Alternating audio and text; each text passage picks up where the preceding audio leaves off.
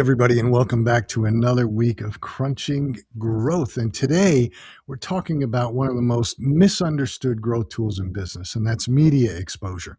A lot of entrepreneurs want to be on TV, they want to be featured in the press, they want to do interviews, they want to be on podcasts, and there's nothing wrong with that. But here's the problem. Too many people treat media like a trophy.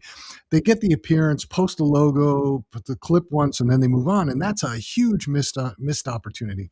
So today, my guest is Dominic Forth, CEO of Thought Leaders America, and it's a a media strategy and authority building agency that helps entrepreneurs, experts, executives, brands turn media exposure into trust, credibility, and revenue.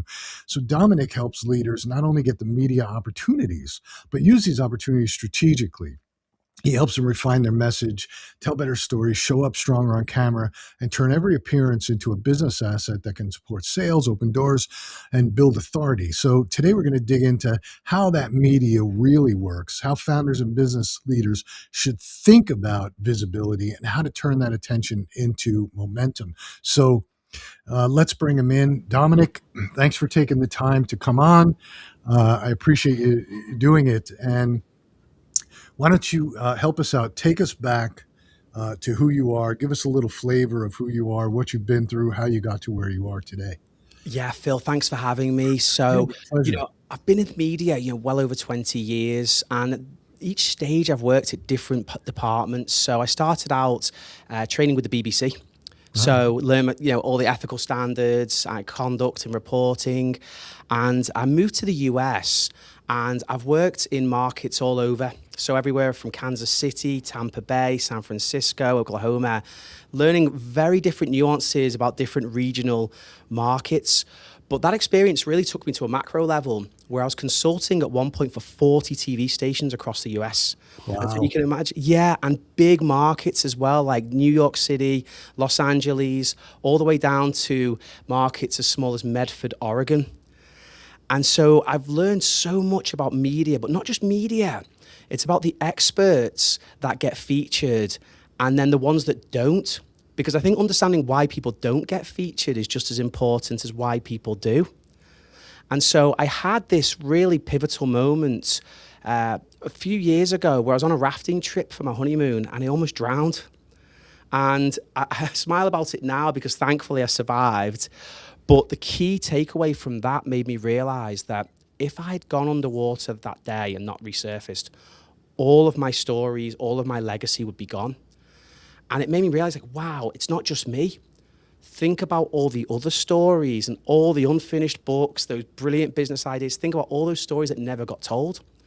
And so that was the fuel to launch Thought Leaders America, because we all have these great stories. But the challenge is, to your point, how do you monetize those stories in a positive way to really get true business outcomes?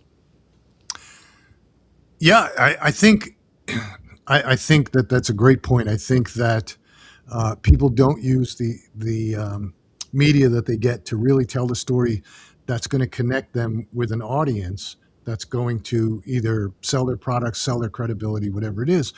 But the other thing is, and something that I learned, everybody talks about SEO and they devote tons of effort and time to it, posting, creating blogs, et cetera, finding the search terms, trying to rank for keywords.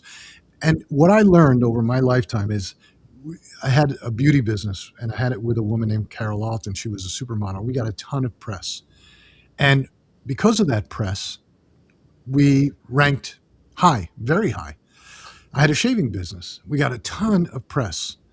And we were actually outranking Gillette and Schick. And I didn't write blog posts. I wasn't doing anything for SEO on the site.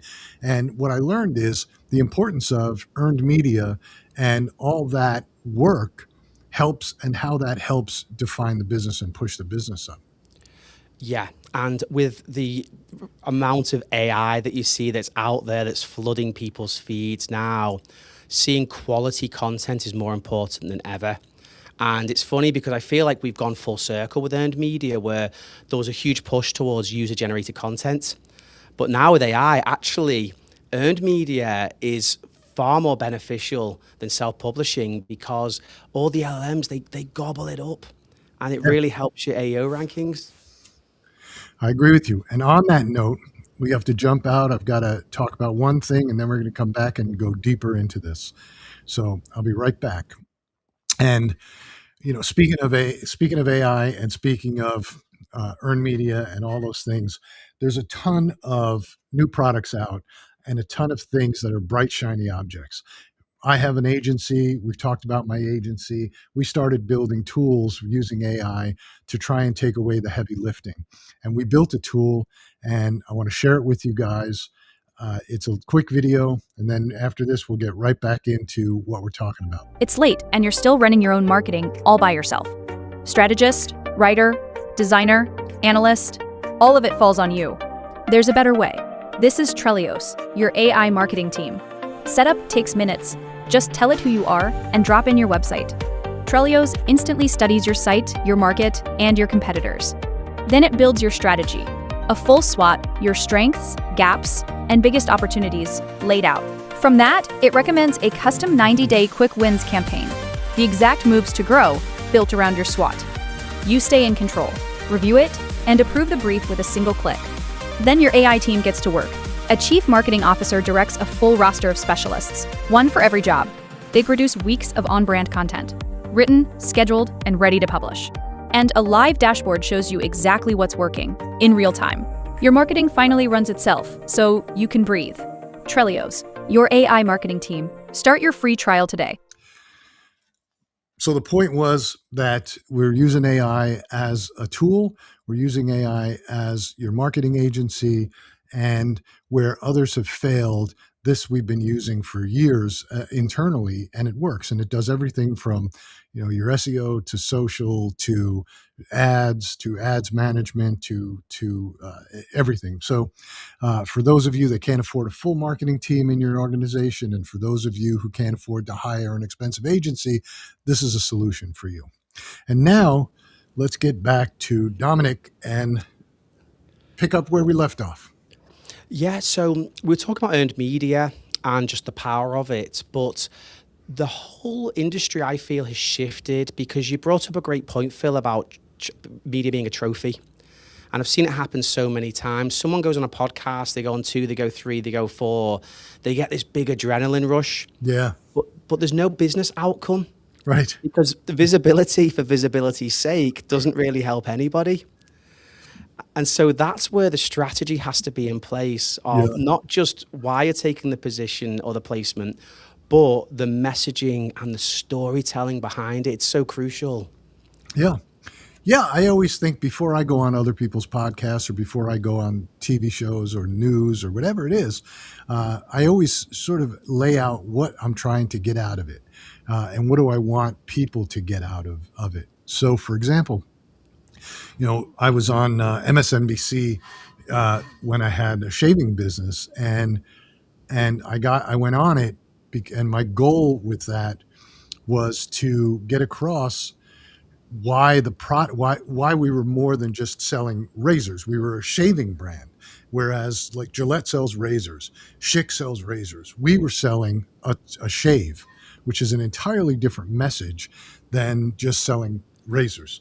There were a lot of people out there selling cheap razors or discount razors. We were selling a shave. We had, pre-shave, post-shave, and a whole system. So, that's just sort of the way I kept thinking about in that particular case. And so I went on there to tell the story of what we were doing and why it was beneficial.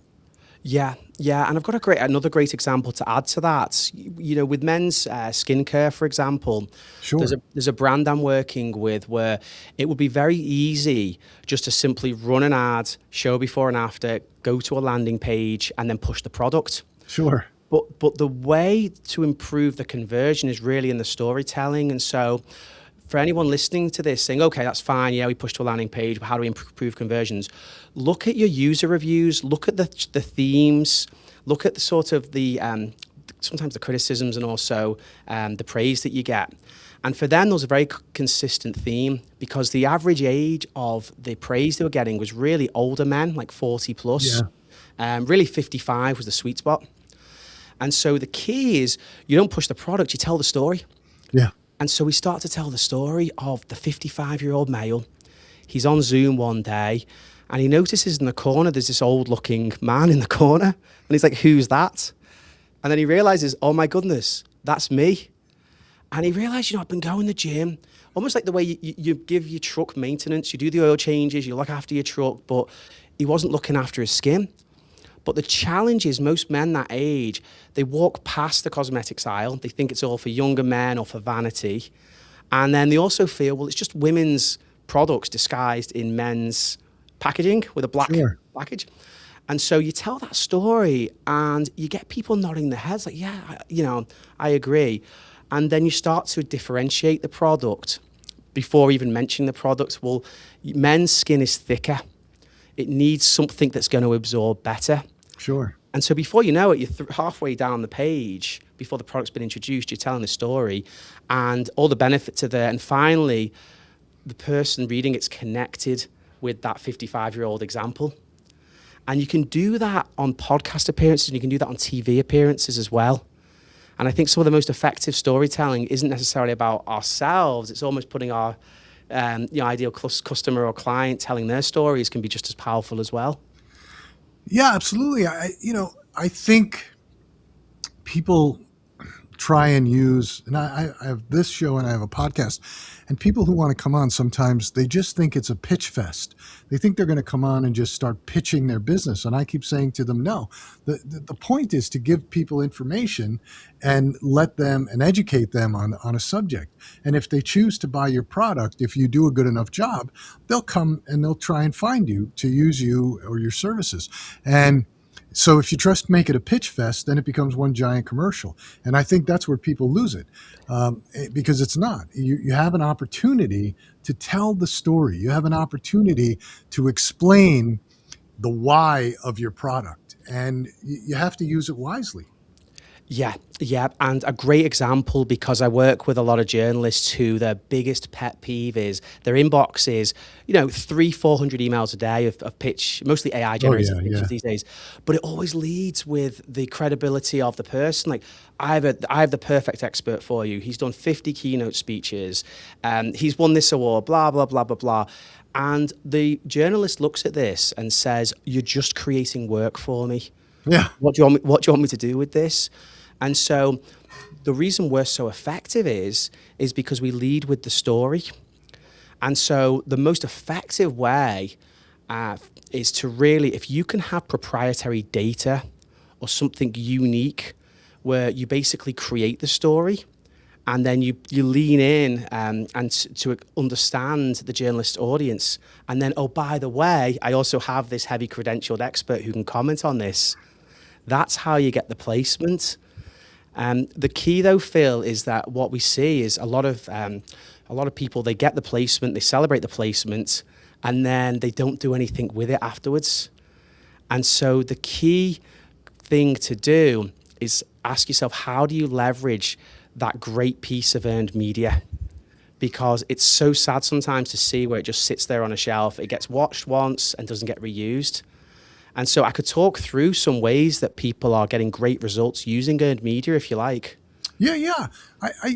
On that point, I think if you get on and you use the media correctly, and you tell the story of your brand, you can actually use that in different ways on your social media. You could use it in ads. You can do a whole bunch with it. But go ahead, talk about how people can use it. Yeah. So there's a client. I'm sure Mark wouldn't mind me mentioning his name. So Mark Fox of Resona Health. It's a health product. So the challenge, obviously, with health is you have to win trust. A lot of skeptical people, but rightly so, as you should be. So what he does is he takes a long-form segment, either a TV interview or a podcast interview, and he clips the best 30 seconds. That 30 seconds then becomes his ad unit. And so anybody, and then you optimize for views on the meta feed. So, very simple, very cheap, much cheaper to run. People click on that. Now, this is the piece that most people miss. You then go to a landing page, but it immediately starts with that clip. Yeah. But then it goes into the next best 4 or 7 minutes. And then the next piece that people miss is you have to have the supporting copy. And this is where all the third-party endorsements and all the extra data points and everything else to help support that really helps you then basically build down to that buyer conversion point. But it's a very effective way, quite a simple way, really. But we've seen clients go from anywhere from like a 1.1 ROAS as much as to a 2.5 ROAS using this. So it's a very effective way to use earned media. Yeah, if you're on a strong enough podcast, and you can tell a great story, and the podcast has a great audience, then you can use that. It builds your credibility. It builds credibility of your product. It builds credibility of your story, of what you're selling. If you can get on CNN, if you can get on MSNBC, if you can get on, ABC, any of these stations, and you're talking about your product, this is something that we learned a long time ago doing TV shopping, because we used to take clips out of the shows and use them on the landing pages, because you're on nationwide on, if you're doing HSN, or we were in the shopping channel in Canada, we were in Europe, and you can take those clips, and it just builds credibility. Because the other thing that we liked about the shopping channel is it always has the sales button running. So it always told you how much people were buying. And that's just another indicator that people like the product. So yeah, I agree with you. People don't use it correctly. And I think that people don't use it correctly when they're on shows. I can't tell you, I must get at least 20 pitches a day to be either on this show or on the podcast. And they all start out with the same thing, which is, Bob, I represent Bob, and Bob would be a great guest on your show. And, and it's all about Bob and, Bob's book or Bob's whatever. And you sit there going, you just want this to be a pitch fest. And I just ignore them, which is pretty sad, because in some cases, because what you're asking me to do now is do the research to figure out if you're a good guest, and I'm not going to do it. Yeah. So it's understanding your audience. It's leaning like, hey, I noticed X about your audience. I have a great story that I think would really resonate with them. And then you introduce the credentialed person who can bridge the gap, really. Yeah, I agree. Yeah. Yeah. So so how do you help people? Like, how does that whole process work? Let's say that I come to you and I say, I want to get on as many news spots as I can to talk about, I launch a new book or whatever it is. Yeah. I mean, the first question is why, and understanding the why, and then what is the ultimate business goal? Because sometimes somebody thinks they want to be on a certain show, like they want to be on Good Morning America. Well, why? Well, my wife watches it. It's the best show. Well, but do you really need to be on? If you want to just sell more widgets, say, I can put together a much more cohesive strategy that can get you to that goal faster. But the first question is why, but the second one is I have to evaluate, is this person authentic as well? Because in the age of AI, attention is cheap, but authenticity and trust is priceless. And so that's really got to be key. And then the third step is messaging, because if we don't get the messaging and the storytelling right, it doesn't matter what platform you're on, So we have to get right down to basics and spend a lot of time on that messaging and storytelling piece first. Yeah. Yep. I'll tell you another thing that frustrates me about people pitching is you get people that send you something that says, and it's quite obvious it's from them, but they're acting like they have a virtual assistant. And, they send you something and they're trying to use podcasts to build their fake story. So in other words, they haven't accomplished anything yet, but they think they do. They think they can get on and bullshit their way into being somebody. I'll give you an example. This guy had to be 26, 27 years old, sent me a pitch that since he's 16 years old, he's exited 10 companies. And I was like, oh God, you got to be kidding me. and he's going on about how, he's this brilliant entrepreneur. And so I looked him up. I searched, right? Now, I've exited 4 companies and it took every bit of my life to do it, right? But if you Google me, you'll see the 4 companies, you'll see the whole thing. You'll see everything about me. This guy, there was nothing I could find about him. What I did find was that he still lives with his mom. and and I'm like, okay, you're telling me you're this big shot. You exited the companies. You're telling me you're a multimillionaire, and you live in a $250,000 house in some town in Wisconsin. Come on. And so I see people trying to use podcasts to get on podcasts and tell their bullshit stories, because there's so many podcasts out there that will take almost anybody just to tell a story because they're just trying to get clients. And I think it just destroys the credibility. I think it destroys the credibility of podcasts. I think it destroys the credibility of the hosts. You have to be careful about who you're putting on as a guest, because if you're just going to bring on everybody, then you don't really have a podcast. You just have a YouTube channel where you're throwing people on. Yeah. Yeah. And I liken it to being a guest on somebody's show is like being a guest in somebody's house as well. And you'd be amazed at how many people don't say thank you afterwards. They don't say Yeah. it's the simplest thing. Like you wouldn't go into somebody's house and they say, oh, how's your dog doing? Well, I don't want to talk about my dog today. I'm actually going to talk about my cat. Right. And people do it all the time. And so I agree with you so much. And then, the risk is in our position. So we're connecting you with somebody, then our reputation's at stake as well. Yeah. And so we have to really, just as you thoroughly vet guests, we have to do the same. Because if we're going to make a connection and vouch for somebody and then find out down the road that, the skeleton's in the closet, then it can be, obviously the implications are, really challenging. The authenticity piece is so important. And we used to do focus groups on spokespeople. And it was really fascinating. And I don't want to pick on attorneys, but but you've seen the ads, haven't you? Like, if you're in a wreck, you need a check. Yeah, yeah. Yeah. And so you'd have an ad that it ranked call to action. Yep, 10 out of 10.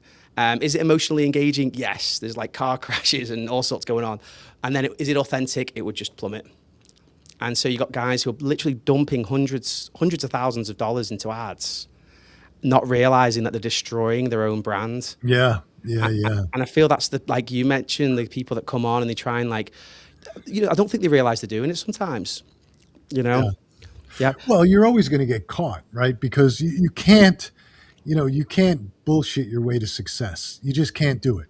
You can get on 100 podcasts, but you're going to come across, once people start asking you questions about your business, you're going to look like a fool because you can't answer them because you didn't have a business. You just created it. So anyway. And that's a great point about AI. And this is one of my favorite questions to ask. So people come up with these very strong statements. Yeah. But what's happening is people aren't spending time thinking about the problem or thinking about the statement that they're making. So I often pause and I'll say, yeah, that's a great point. Can I just ask you, why do you think that way? And you'll see it suddenly unravel. And that's how you know who's authentic and who's not, because the people who've actually done the work and they've given it deep thought and they've really come to this conclusion through their own body of work, they will tell you they can't wait to answer that question. Oh, yeah. Yeah. Whereas the opposite is suddenly it starts to unravel and fumble and, and so forth. Yeah, no question about it. Yeah, it's quite funny, but there's so many different channels today. There's so many different abilities to get out there, right? You can do live streams yourself. You can do it on TikTok and Reels and Facebook and, YouTube. So you could just get on and start talking if you want to. And a lot of people do, right? But I think to get on a credible podcast or a credible TV show or a credible news segment, you really have to have somebody who's helping you, guiding you Like if you just go out there blind, you're just going to look like, Yeah, and the demands that I've never seen a landscape like this where clients are more demanding than ever. And the reason why is because AI gives us instant gratification. yeah, Yeah, I mean, honestly, you ask a question and you get the answer, and people feel that way about earned media. Well, it's funny. I've had people come to me and say, I want to be on top tier. I want to be in Forbes. I want to be in the Wall Street Journal. And you say, that's great. What other coverage have you had? yeah, And the TV is even better, where there's people with no TV experience. And I have nothing wrong with really high aspirations and big goals. But people have been dismissive of us as an agency, saying, "Well, I'm only going to be on Fox Business. I'm only going to be on these top tier." Yet this person has never been on TV before. right, They've had zero media coaching. They don't know how to land a soundbite. right. And so there's almost like two levels of coaching. We have to set realistic expectations, because real quality earned media can take anywhere from 90 days to 6 months to even a year. And that's why it's so valuable, because I've worked at TV stations where we had a major automotive dealer. He spent over $1 million a year in advertising in a market that was really a mid-sized to small-sized market. So it was a large sum of money for that market. And he had an event, and he demanded that the news director covered the event. And she said no. Yeah, And he said, "What do you mean?" You say, "What do you mean no? I spent $1 million with your station." And she's like, I'm the editor and it's not newsworthy. yeah. It's not newsworthy. Yeah. And so that's the value of earned media, because you literally cannot pay your way into it. You have to earn it, hence the name. You know, it's no different than any form of advertising, right? You can make an ad for your product, but if you don't give people a reason to want it, then your ad's going to be useless. It's going to be worthless. Going to show, it's not going to get any sales. You're going to blame your agency, whoever you're going to blame. This is one of the problems that we face as an agency is there are so many brands out there that have no clear difference. They think they do, but they don't. And what they're living off of is continually discounting their products to get sales. And you'll get sales, and you can get on Amazon, and you can have the seller mentality, and you can try and drive sales. And you're like, wow, I knew one guy who was doing $8 to $10 million a year in sales, wasn't making any money, wasn't making any profit, because he was just constantly discounting to get the sales. And when he took away the discounts, his sales just plummeted. I think a classic example of discounting to ruin your company was Bed Bath & Beyond. I mean, that's all they ever did was those stupid coupons. Even when they put up a website, it was just to distribute coupons. And then when they took away the coupons, man, the whole thing just fell apart. So the point is that if you don't have anything to say, and you don't have anything of interest to say, and I don't care whether it's an ad, I don't care whether it's content you're making on social media, I don't care if you can get on a news bureau. If you have nothing interesting to say, it's not going to work. If there's nothing to it, it's not going to work. Yeah. And that's why it's so important to have a coach, because sometimes you can't see the picture when you're in the picture. Right. You need someone from the external. And I know from my own personal journey, there's things that I've shared on podcasts which were kind of anecdotes, and suddenly the host has leaned in and said, "Wait, just hone in on that again." And I suddenly realized after 3 or 4 appearances, like, wow, I'm focused on the wrong thing. I'm focused on this over here. But what people were honestly, the number one question was, well, how do you get booked on TV? I mean, that was literally, and it was something I just took for granted. And I was like, I need to talk more about that. But for a brand, it's often misplaced where the owner wants to talk that they've been family owned and operated for 75 years. No. and the viewer's like, will you get me the best monthly payments? That's all. Do you have the best selection, best price? And so, but I think having a coach or even research, I mean, I cannot state the importance of having really high quality research, because that's really just, it just answers it's your ideal customers giving you the answers to the test. Yeah. Again, it's like anything. You have to have the research. You have to understand who the customer is. In this particular case, the customer is the news channel. Customer is the podcast host, whoever it is. To the point you were just making about Um, now I lost what I was going to say. Oh well. About just sharing your story and having like from an external viewpoint, or just the messaging itself. No, the messaging itself. I had something that I wanted to interject about the messaging itself, Oh, but the family owned and operated. oh yeah. Yeah. So we had this we had this client, and they had a product, and I kept saying, "What makes you different than anybody else that's selling that?" And the founder of the company kept saying, "We have 3 PhDs, 2 MDs, and 5, researchers, PhDs on the board." And I said, "Okay, but nobody cares about that. What makes the product different? Like, you're selling something. You're selling a solution to the customer. You're not selling a feature. You're selling a solution. So how do the 5 PhDs, the 4 MDs, the 3 whatevers, how does that affect the customer? How is that going to make them buy the product?" And he just couldn't get it through his head what I was asking him. He just kept hitting it over and over again. And I was like, forget it. I said, It's not right for us." I said, "We can't," because we do turn down a lot of clients for that very reason. We can't, there's nothing I can do with that. You're giving me nothing to work with. And then you're going to be upset because I'm going to make ads saying, "Oh, this company has, 5 PhDs, 4 MDs, whatever." Yeah. Nobody cares. Yeah. And so your ads aren't going to work. Your messaging's not going to work. And then you're going to come to me and say, "Oh, you're a bad marketing agency." So we turn them down.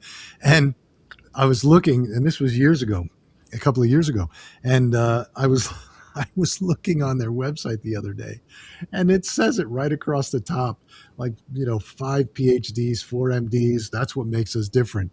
And I'm looking at the stats on the site, and there's just nothing happening.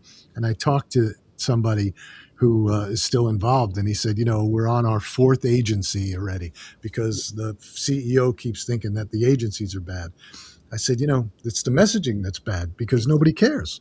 Yeah, You know? yeah. He needs to go through all of the Reddit reviews and find out what people really like about his business, what problem they are solving, and then identify almost as an individual character, kind of like the man on the Zoom chat, who he's been looking after his body but not his face. Sure. But he hates all these beauty products because he doesn't believe in them. Why is this any different? And then you kind of go through that ladder of decision making. And so, yeah. No, what I was going to say was, when it doesn't matter who the audience is, you're still trying to sell something to somebody. You're trying to sell yourself to a podcast host. You're trying to sell yourself to a news host. I'm trying to sell a product to an end user, to a customer. All what people care about is what's in it for them. How's it going to benefit them? If I'm a podcast host, you're pitching me. How is it going to benefit me and my audience? Because I have to worry about my audience and whether or not they're going to connect with it, right? If I'm a customer and you're selling a product, how does it benefit me? And too many times you've got brands out there, CEOs, founders, that are pushing what they want. This is what we're giving you.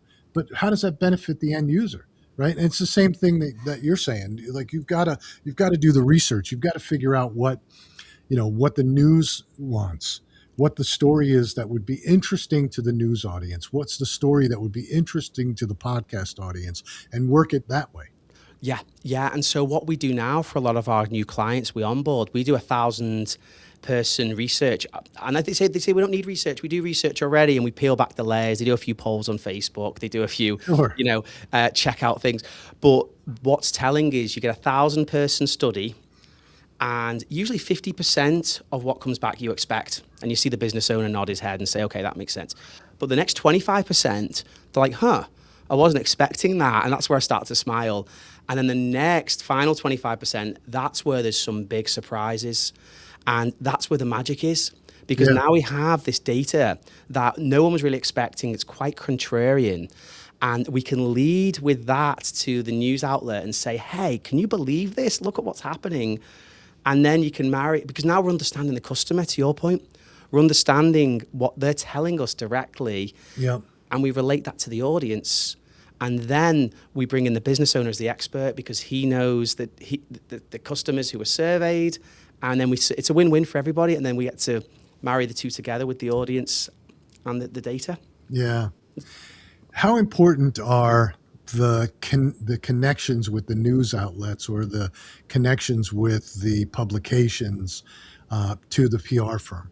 Yeah, I've got a great story. So we were, tasked to book podcasts for a client, and it was very funny because a lot of the podcast hosts now, it's pay for play, and some of the charge, it's just astronomical what they're charging. But we were able to get onto a podcast because one of my senior publicists was literally in the elevator at the New York Stock Exchange, and she just gave the host a compliment, said, "I really like your outfit." And so when she had a client a few months later and said, "Hey, I don't know if you remember me, we met. I've got an idea for a story." She's like, "I do remember you. Thank you so much." And they had a little inside joke. And so that's the magic. It's having people that have those like very authentic relationships. And what we'll do is and I recommend this for everybody. We'll take journalists out for lunch. I mean, a lot of my good friends write for different publications and shoot for different TV stations, but there's no ask. It's Right. not like, "Oh, I'm going to take you out for lunch now, put my client on TV." No, it's like humanizing the connection. Yeah. And let's say, like when the Dodgers had, in the World Series, remembering that they're a Dodgers fan and just sending a nice little note or a nice little gift saying, "Hey, thought of you, good luck tonight." It's very old school, but but it has to be authentic. That's the key. Yeah. Yep. I have this. I have a great story about earned media and how it helped build a brand, build one of my brands. And certainly it was easy when we were doing beauty because we had a supermodel, and everybody wanted to talk to her. And I wasn't out in the limelight; she was, and that was easy. We got media all over the world because of that. But we started this shaving brand, and for the first 2 years, we were struggling. I couldn't get a sale for anything, and we were doing ads. I mean, we were getting sales, but nothing, nothing spectacular. And it was costing a fortune, and we were running ads and doing different things, and it just wasn't working. And so one morning I woke up, and every morning when I wake up, I read the news and sports, right, on my phone or my computer. And I was reading, you put this in my head because you're talking about the Dodgers. There was a great baseball player named Brian Wilson. He was a pitcher for the San Francisco Giants. And he got traded to the Dodgers because he had Tommy John surgery. But he had this enormous beard. And at the time, Major League Baseball hated it. They wanted him to shave the beard. He wouldn't shave it. It was a big bone of contention. And he got traded to the Dodgers. So he was going to come and pitch that night for the first time in a year. And I'm reading the story and I'm looking at his picture. And I said, you know what? So I sent a message to his people. I found who his management was, sent a message, and I said, I will pay Brian $1 million to shave with our products. Wow. And I got back, we'll run it past Brian. And that's all I needed. So I gave it to the PR firm and I said, look, I just offered him $1 million to shave with our products, blah, blah, blah, And so the PR firm took it and ran with it. Well, within days, we were everywhere. We were on every sports channel. They were like, what is wrong with you offering this guy? He's not shaved for anybody. He doesn't want to talk about shaving. You're offering him $1 million. And then social media blew up because we had people who were outraged that we would offer this guy who's making millions of dollars, $1 million to shave. And they started sending in pictures of every single body part that with a price tag on it. I'll shave this for 10 grand. I'll shave this for 5 grand. I'll shave this for 20, right? Some things were not safe for work. And, the point was that we got media all around. We were on every single news channel. We had people calling us. We were in the Washington Post. We were in the Wall Street Journal. We were in the Sporting News. We were on all the sports networks, CBS and Fox Sports and blah, blah, blah, for like 2 weeks. And then it started to die down, but we got, a tremendous amount of orders. That's pretty much what launched us, right? And then about 2 weeks later, everything started to die down, and TMZ caught Brian Wilson coming out of a gym in California, and they asked him, "Are you going to shave your beard for $1 million?" and he was pretty crass about it. He said, "I'm not shaving my effing beard for any effing money," and it just exploded again because then people were outraged that he would turn down $1 million, right? So we got another tranche of orders, but basically that stunt basically launched the brand. That 2 years of struggle and that one stupid little thing that cost me nothing but time and maybe some money that I paid to the PR firm, that basically launched us. Yeah. Yeah, and that's a brilliant example, isn't it, of just creative genius where that one idea, and then I love how it gathered more and more fuel as it went. Yeah. And the funny part was, from an SEO perspective, we outranked for about a period of 6 or 7 months. We were outranking Gillette when you searched for razors online. Yeah. And Yep. I mean, it was just the power of the media, but it was fun. I mean, I loved doing it. It was fun. It was great. It was hysterical. It's still out there. It still exists. You could search for it and find it. But I just sometimes you have to try and figure out how to get your message out there in a unique way, um, in a low cost way. I mean, look at what Dollar Shave Club did with that video. That video went viral and it was all over the news, Yeah. right? So, Well, yeah, and look at Red Bull. So I yeah, remember coming out of nightclubs and you'd see all these crushed cans of Red Bull outside of nightclubs. yeah, And it was all planted. They were going around really busy nightclubs when everyone was inside, littering empty cans of Red Bulls. So people were coming out like, oh my goodness, this must be really popular. We're seeing it yeah, everywhere.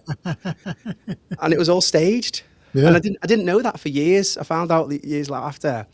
But just those sorts of guerrilla marketing techniques. I mean, that's the thing. I think especially as a startup founder, you have to think outside of the box. oh yeah. Yeah. Um, yeah. I think too many times, at least from our perspective as an agency, too many times brands launch and the first thing they want to do is start running ads. And I always say to them, it's not the right thing to do. You can't. Ads are a support mechanism. They're not the be all end all. You can't go out there and say this is how I'm going to build this brand. You're going to fail. You have to have a multi-pronged strategy. And I push PR on every brand, but and I tell every one of them, you have to have something to say, right? And you have to have your uniqueness. You have to have your why, because that's what's interesting. And then you have to craft that story to whatever somebody's talking about. A good example is we had this young brand that was ahead of its time in terms of dye-free and natural and all that, and they were making products that were geared towards kids. And I kept saying, you need to get on the news with this. You need to get PR. You need to spend the money to do that, because you're going to spend $20,000 running ads. You're not going to get anything for it. But I'll bet you could get a PR firm that will take the $20,000 and get you onto, television shows with the product, and you can demonstrate the product and you can talk about the product, right? And that's what I love about the shopping channels, because you can get on and you could demonstrate and you could talk about your product, and you've got this national audience. But so many people are resistant to it. They just don't see it until, it's almost too late. Yeah, and that you bring up a great point about the advertorial, because there is a way that you can kind of blend both on TV. Sure. The sponsored segments almost, where there are certain, direct-to-consumer brands where they're not quite ready for earned media.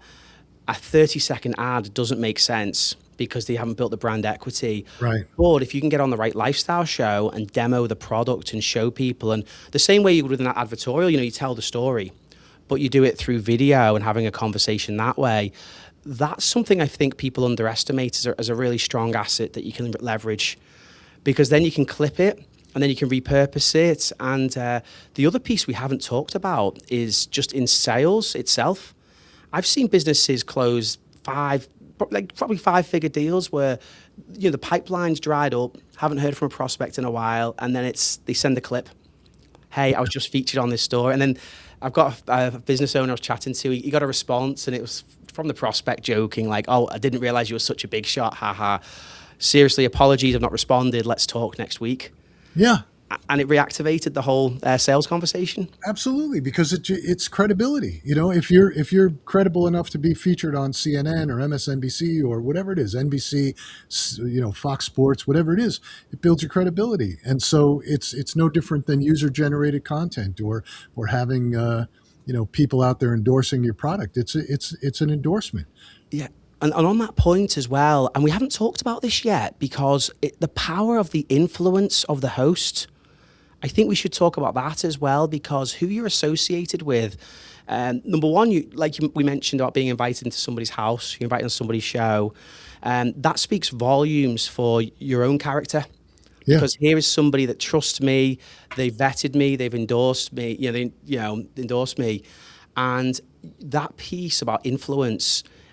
It's so important because if you can align yourself with the right individuals, then you've got access to an audience there that can really help your business grow much faster.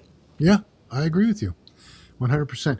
We've got about 3.5 minutes left. So let's, anything you want to lead with for a close?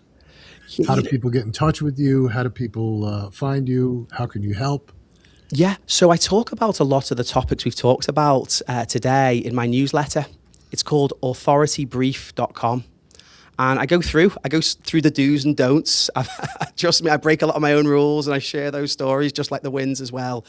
But if you're listening to this and you're thinking, okay, I get it, earned media is important, but how do I take that next step? Right. Authoritybrief.com is a good place to start. And of course, you can always find me on LinkedIn as well. I'm very responsive on LinkedIn, Dominic Forth, and thoughtleadersamerica.com is our website as well. Yeah, great. And any closing? Yeah, I would say that the gap between PR, marketing, and advertising has never been narrower. And one of the things I'm really proud of that we can help people with is building a really strong narrative to help them secure earned media, but then also building the infrastructure to convert earned media into revenue. Right. And I think those gaps are often missed, those bridges are missed. So how do you create the story that makes you compelling so you're in demand, you get featured, but then how do you take that asset from being featured to deliver the business outcome that you want? Yep. Yeah, because visibility for visibility's sake doesn't help anybody. Right. Yeah, and I feel very fortunate because we've worked for some remarkable causes. And we didn't really touch on this, but there's so much crime and conflict on TV and in media. Yeah, and we advocate for the good guys. And I know you do too, Phil. And that's why I've really enjoyed our conversation today. Yeah. Yeah, I try and I try and just focus on things that are going to help people. I don't really care. I'm not going to get into politics on this show. No. Too frustrating. Yeah, no, I just mean like causes, like helping save lives. You're right. You're right. Yeah. Yeah, I gotcha. All right, so great. So people can find you at thoughtleadersamerica.com. Yep. They can find you at, what was the one for your newsletter? Yeah, Authority Brief. And our actual next edition goes out tomorrow. So authoritybrief.com. authoritybrief.com, and then they'll find you on LinkedIn. So we'll have all those links in the description as well. So yeah, I appreciate you taking the time to come on. I appreciate you sharing your information with everybody, and anybody who's thinking about earned media, trying PR, understanding how to do it, whether it's podcasts, whether it's TV shows, whatever it is, news, then get in touch with Dominic, and he'll help you figure it out. So. Yep. And I want to see if Brian Wilson ever did shave. I might go look him up now to see how he looks. Yeah, you're going to love it. This was, I don't know what he looks like now, but this was 10 or 12 years ago. So when we had that, but it's still out there. You can Google Phil Masiello, Brian Wilson, or Phil Masiello. Yeah, Brian Wilson, 800 razors. You can do a whole bunch of things, but you'll see. I love it. I love it. All right. Thanks, and we will see you guys next week. So.